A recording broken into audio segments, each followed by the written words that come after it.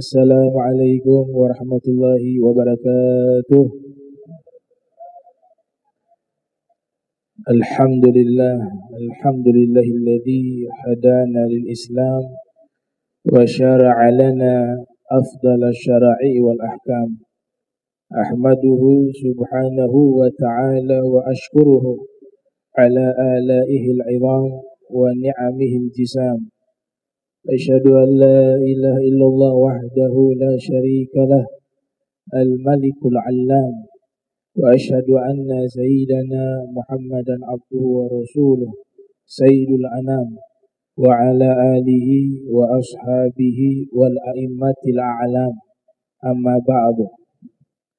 Qala al-musannif rahimahullah wa radiyallahu ta'ala anhu wa ardah wa nafa'ana bihi wa bi'ulumihi wa amaddana bi asrarihi wa a'adana min barakatihi fid darain. Radiyallahu ankum.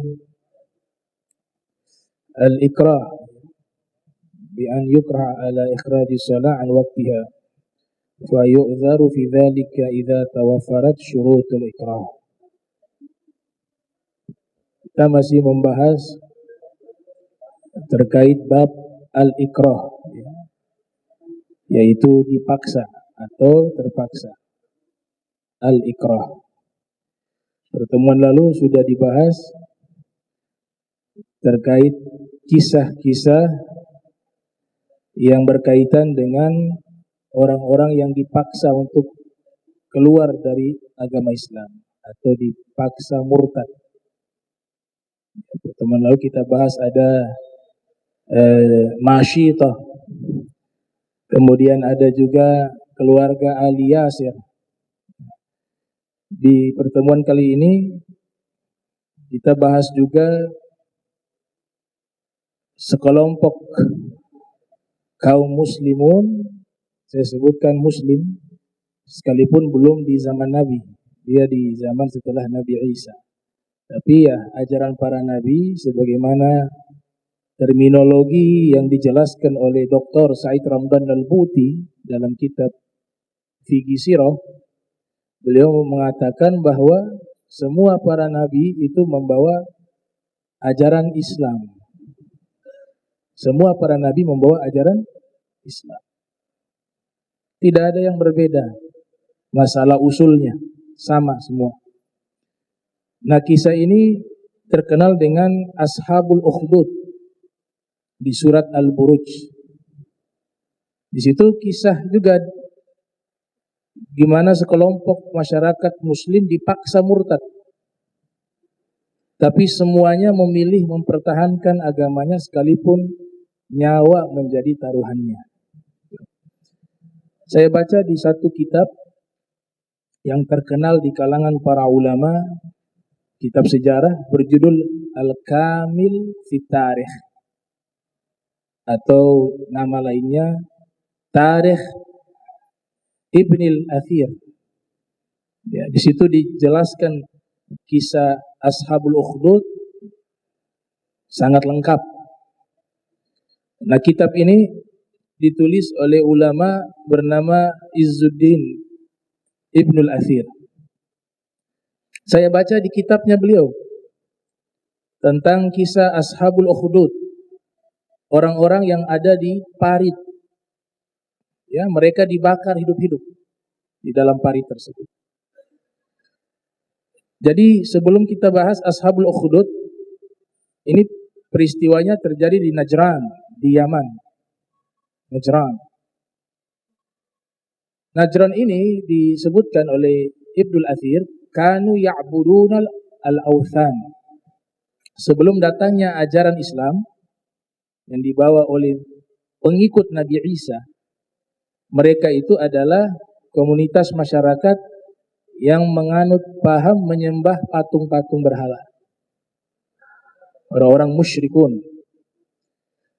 Riwayat kedua, mereka adalah penganut paham Yahudi. Riwayat ketiga menggabungkan dua riwayat. Ya, Yahudi waktu itu dan sampai kini juga ada firqah-firqahnya yang memang menyembah kepada patung-patung. Sehingga disebut musyrikun. Lam yakunil ladzina min ahlil kitabi wal musyrikina. Digandengkan dengan orang musyrik, ahli kitab dan orang-orang musyrik. Itu disebut orang kafir. Kenapa digandengkan? Karena ada firqah mereka itu menyembah berhala. Ya, sudah diselewengkan ajaran asli agamanya dari nabi-nabi terdahulu.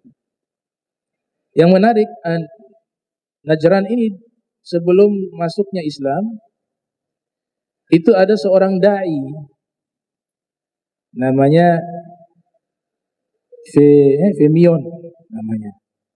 Femion kata Ibnu Athir. Femion ini Ibnu Athir terangkan di situ, inna rajulan min baqaya ahli din Isa. Beliau adalah seorang yang sisa-sisa orang-orang yang meneruskan ajaran agama Nabi Isa. Jadi hidupnya ini setelah wafatnya Nabi Isa. Ya. Dan ini orang soleh kata Ibnu Athir.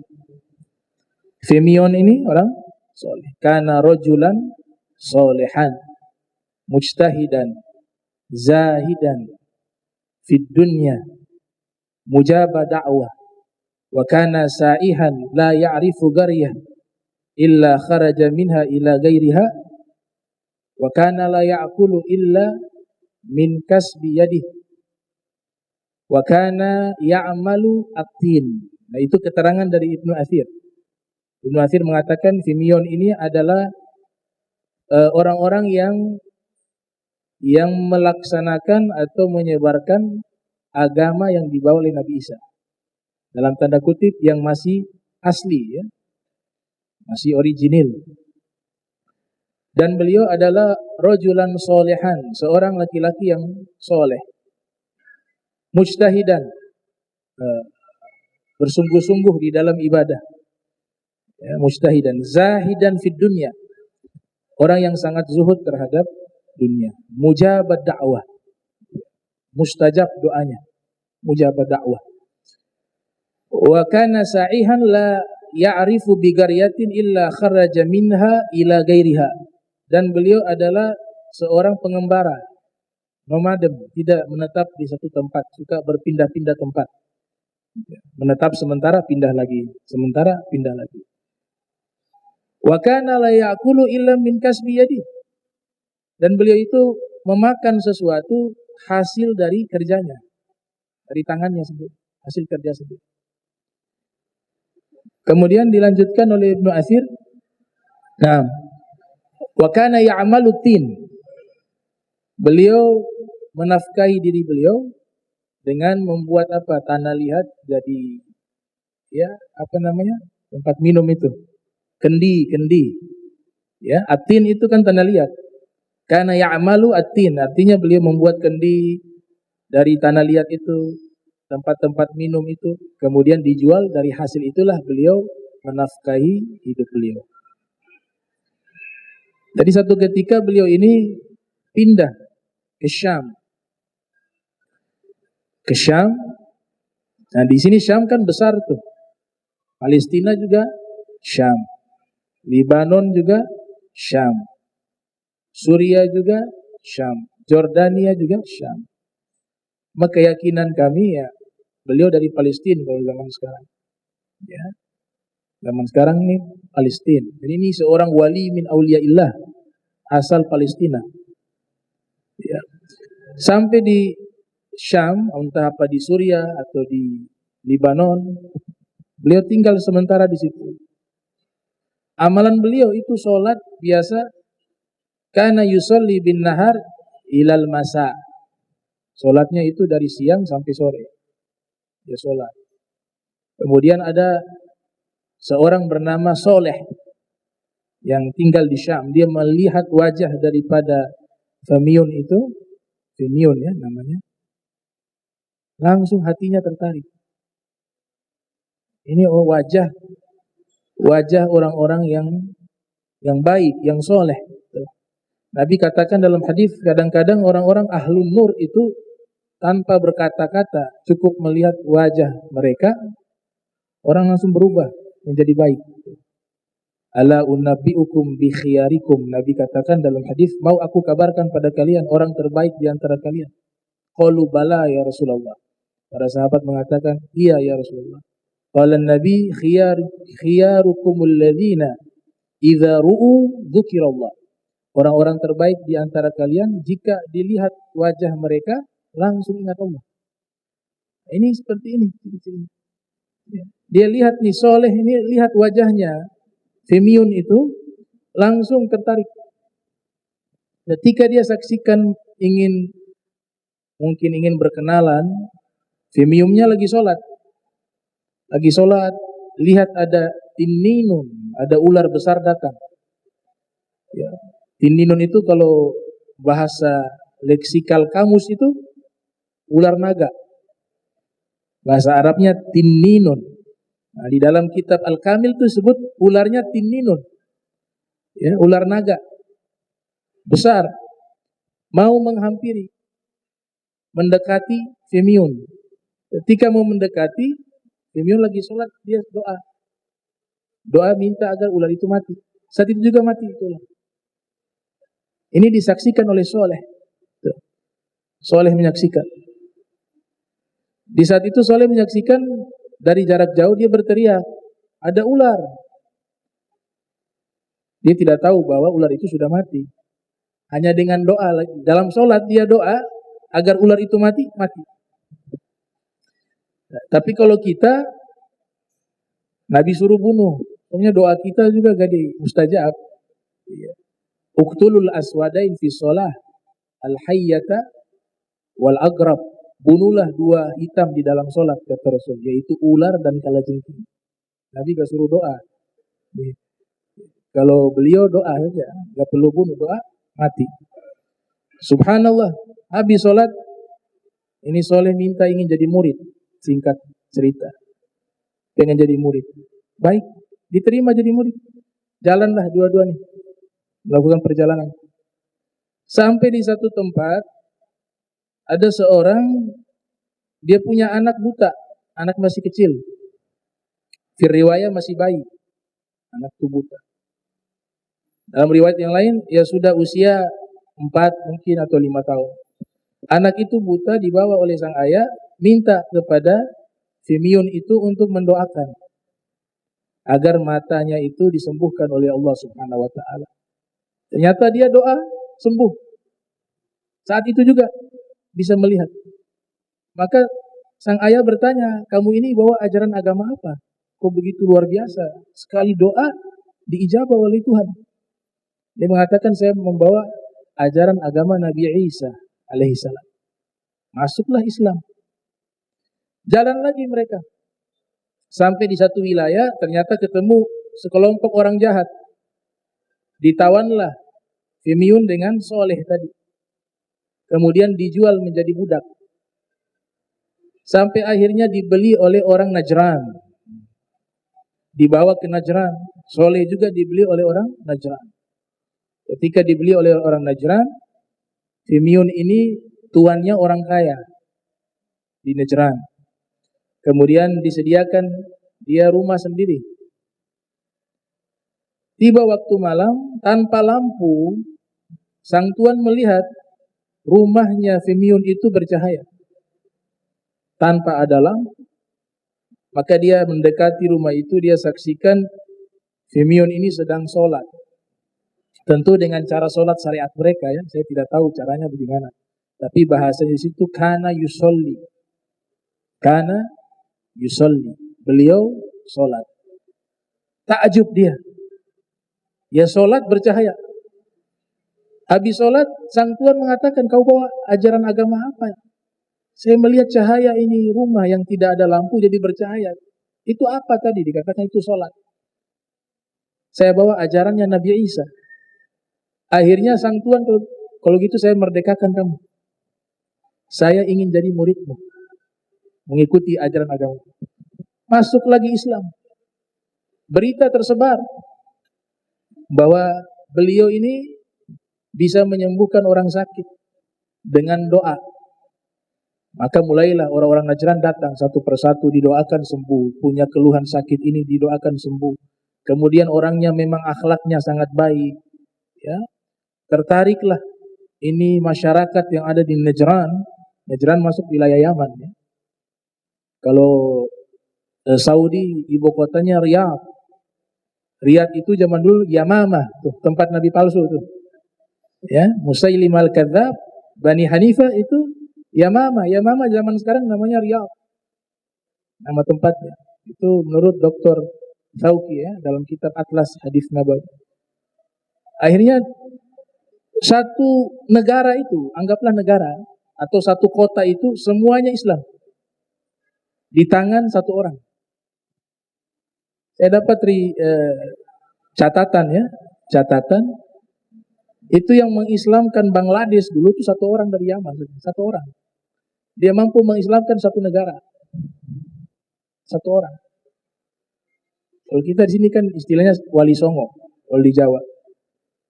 Ini Femion, hanya satu orang dia mampu mengislamkan Najran. Sedangkan Najran ini mereka penyembah berhala. Akhirnya masuk Islam lah mereka.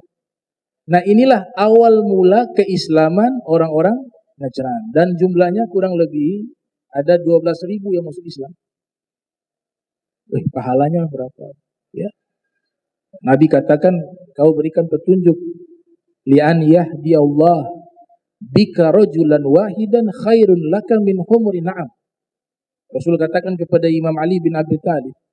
Al-Imam Ali bin Abi Thalib, wahai ketika mau mengirim ke Khaybar, kalau kau berikan petunjuk satu orang masuk Islam atau dapat hidayah, itu lebih baik daripada unta merah. Satu orang. Unta merah itu, kata Imam Nawawi dalam Syarah Muslim, yang lahir 631 Hijriah, beliau mengatakan kendaraan paling mewah di zaman itu. Sekarang cari mobil yang paling mewah itu kalah. Khairun berarti kalah. Ya. Satu orang dapat petunjuk lebih baik daripada kendaraan yang paling mewah. Nah ini dia masukkan mereka Islam. Fir riwayah 12.000 orang. Wa fir riwayah 20.000 orang. Hanya beliau sendiri. Dari sinilah nanti terhubung dengan kisah yang disebut apa namanya? Ashabul Ukhdud di surat Al-Buruj. Dan kisah ini tawatur, ya, mutawatir. Kalau antum baca di dalam tafsir Al-Quran, bisa baca tuh tafsir Tobari, tafsir Ibn Kathir, tafsir Qurtubi, tafsir Al-Bagawi, tafsir Ar-Razi, tafsir Baydawi, ya. Itu setelah menjelaskan surat Al-Buruj atau di saat menerangkan tafsiran surat Al-Buruj, pasti menjelaskan kisah Ashabul Ukhdud karena itu memang kisah yang ada di surat Al-Buruj dan hampir sama semua, mutawatir. Menurut siapa? Al-Muwarrikhun wal Mufassirun, ahli tafsir, ahli sejarah. Kalau ilmu hadis namanya al-hadis al-mutawatir ya. Al-hadis mutawatir itu sedikit, dia hanya 310. Jumlahnya hanya 310. Nah, Ashabul Ukhdud itu di surat Al-Buruj dimulai dengan qutila ashabul ukhdud. Qutila ashabul ukhdud. Jadi Ibn Abbas mengatakan ada penguasa di wilayah Najran tadi. Dia marah karena sudah banyak masyarakatnya menganut agama yang dibawa oleh Fimion tadi, agamanya Nabi Isa. Sedangkan dia dalam satu riwayat sama kayak Fir'aun, beda-beda tipis. Ya, ngaku sebagai Tuhan juga. Ya, wa fir riwayah penyembah berhala. Maka marahlah dia. Ini orang namanya Zunuwas bin Sarhabil. Ya, penguasanya itu di Himyar, wilayah Yaman juga. Dialah yang memaksa mereka murtad. Masyarakat yang ada waktu itu yang sudah memeluk agama Nabi Isa alaihissalam. Dikasih dua pilihan.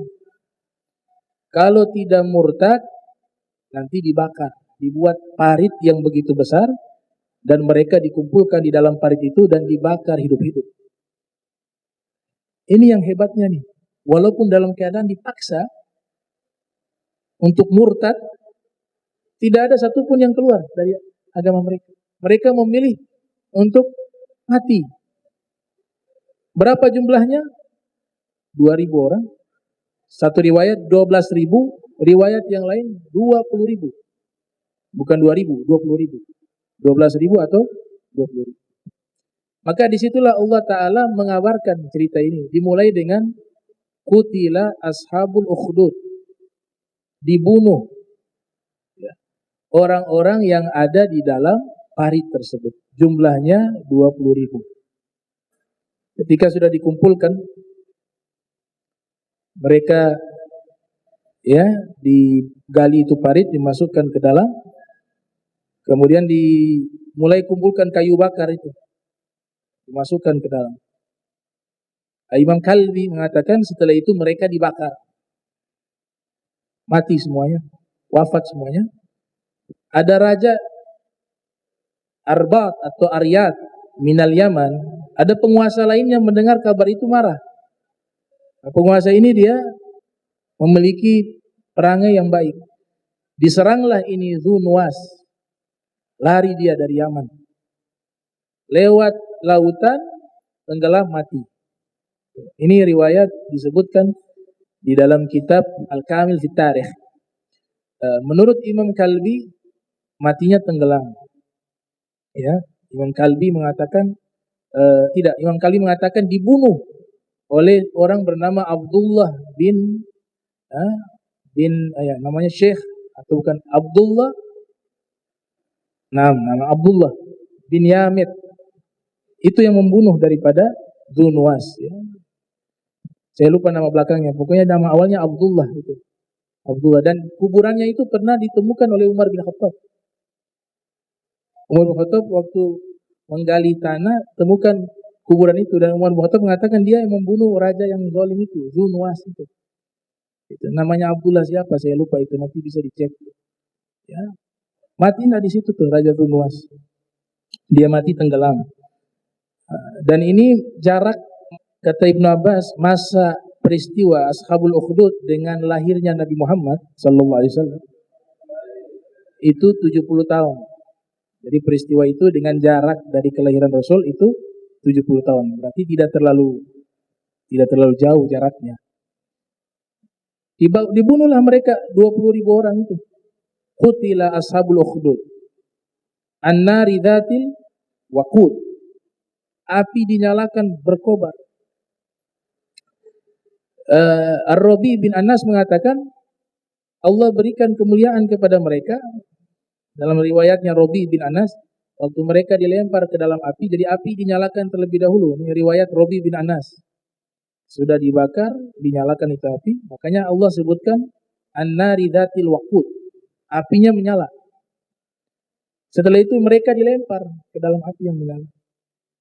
Kata beliau, Allah muliakan najjallahul mu'minin. Allah muliakan mereka orang-orang beriman biqabdi arwahihim qabla an tamassahum an-nar. Jadi sebelum masuk ke api mereka sudah dicabut nyawanya oleh Allah. Sehingga tidak merasakan kesakitan terbakar oleh api. Jadi masuk sudah meninggal itu. Waktu dilempar sudah dicabut ruhnya mereka satu persatu. Masuk ya tinggal jasad saja. Itu Allah muliakan mereka orang-orang beriman. An-nari dzatil waqud. Idhum 'alaiha qu'ud. Idhum 'alaiha qu'ud. Nah, ini nanti jadi dalil apa? Salat hadis mengatakan ya riwayat Ibnu Umar wa ghairuhu dan sahabat lain kalau tidak salah itu ya, mengatakan bahwa Nabi kalau salat meletakkan tangan ala sadrihi. Ala itu kalau diterjemahkan awal ya, secara teks itu di atas dadanya. Akhirnya jadinya di atas dada begini.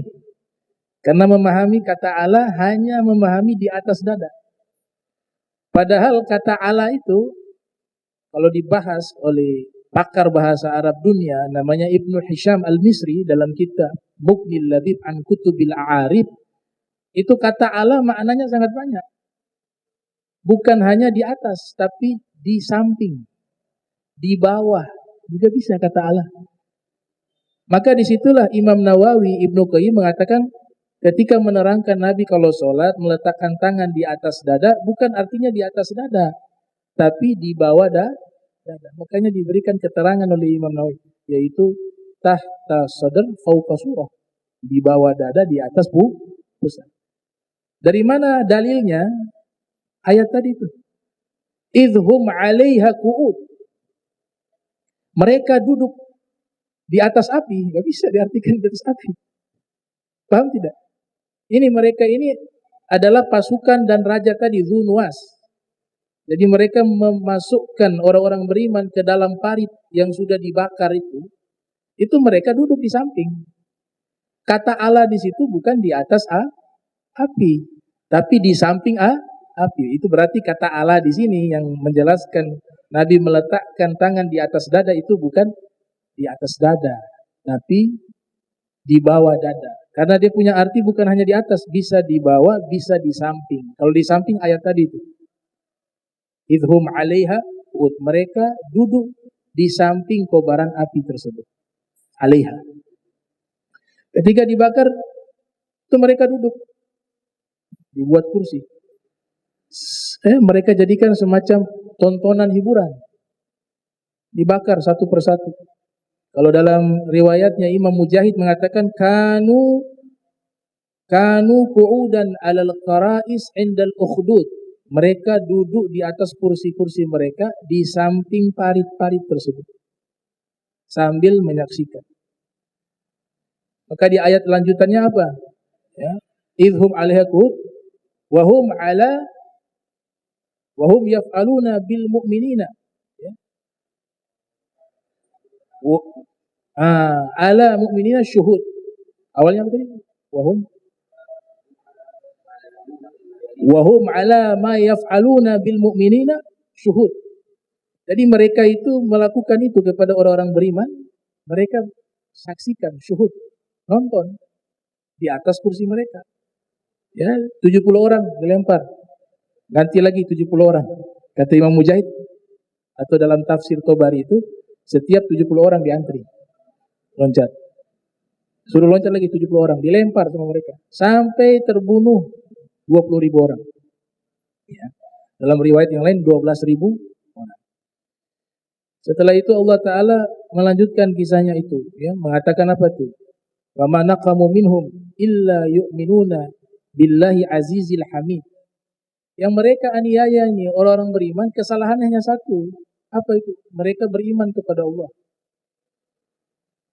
Karena mereka beriman, maka dibunuh oleh raja zalim ini. Yang hebatnya tidak ada satupun yang murtad. Mereka memilih untuk mati dibakar. Bahkan dalam kisah hadis panjang tuh. Itu nanti pertemuan berikut. Itu ada bayi juga ikut dibakar, ibunya takut. Kata bayi, wahai ibu loncat saja gak apa-apa. Sesungguhnya kamu di atas kebenaran. Tidak perlu takut. Gitu. Dan sesungguhnya azab di neraka lebih berat daripada azab di dunia ini. Masuklah dia. Ini ucapan sama persis dengan apa yang diucapkan oleh anak bayinya Masyito yang kita bahas di pertemuan lalu. Itu. Pamana mu'minu illa yu'minu billahi azil hamid. Innal ladzina fatanul mu'minin wal mu'minat thumma lam yatub falahum azabu jahannam walahum azabul harim.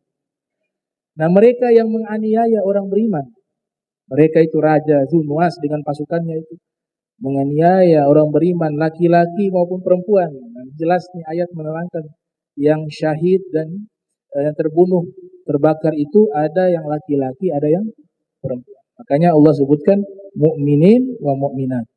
Tsumma lam yatub. Kemudian mereka yang melakukan kejahatan tersebut tidak bertobat, Allah balas dengan ganjaran yang sama. Falahum azabu jahannam. Kemudian Allah tambah lagi, walahum azabul harik. Bagi mereka dapat nanti azab neraka jahanam. Balasannya mereka mendapatkan azab neraka jahanam, dan bagi mereka juga mendapatkan azab al-harik, yaitu dibakar. Padahal kan di neraka jahanam itu kan sudah dibakar. Tapi Allah ingin menyampaikan bahwa kisos itu berlaku juga. Kalian membunuh orang dengan dibakar, ya, orang-orang beriman, saya juga akan balas dengan setimpal dan bahkan juga lebih. Kalau mazhab Syafi'i itu sebenarnya kalau hukum kisos itu, saya baca di kitab Rawaihul Bayan, fi tafsir ayatil ahkam, itu harus sama dengan apa yang dilakukan ketika membunuh. Kalau kita, bukan kita ya, misalnya adalah orang dia membunuh seseorang dengan mencekik, kisosnya juga mencekik.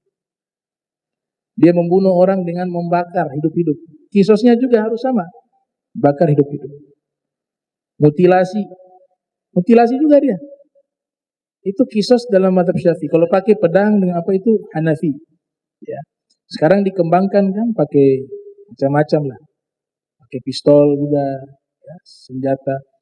Ada yang suntik, ada yang pakai listrik. Gitu. Tapi kalau mazhab Syafi'i kisos itu setimpal dia. Nah, akhirnya sudah terbunuh mereka. Dan orang-orang yang melakukan kejahatan itu dibalas oleh Allah Ta'ala. Allah kasih kabar gembira kepada orang beriman yang wafat, dibakar. Kata Allah Ta'ala, innal ladzina amanu wa amilus solihati lahum jannatun tajri min tahtihal anhar dzalika fawzul kabir. Adapun orang-orang beriman yang wafat dibakar itu, ya, mereka itu akan mendapatkan surga yang Allah sediakan, yang mengalir sungai-sungai di bawahnya. Dzalikal fawzul kabir. Kata Allah Ta'ala, mereka sudah meraih kesuksesan yang paling besar. Semuanya yang dibakar itu Allah katakan sukses. Nah, ini kisah yang disebutkan di dalam surat Al-Buruj, kisah Ashabil Ukhdud. Ada riwayat yang berbeda juga dalam hadis, ya. Kalau dalam hadis itu lebih panjang. Itu nanti pertemuan berikut saya coba menjelaskan. Dalam hadis itu kisahnya agak sedikit berbeda, penjelasan tentang Ashabul Ukhdud dengan apa yang ada di dalam kitab tafsir. Ada ulama yang mengkompromikan dua riwayat itu. Jadi riwayat ini tidak bertentangan, cuma ceritanya itu punya kisah yang berbeda. Jadi ada dua orang yang menyampaikan ajaran Islam. Ada Fimyun tadi, dan ada satu orang pemuda. Ini yang menggabungkan riwayat.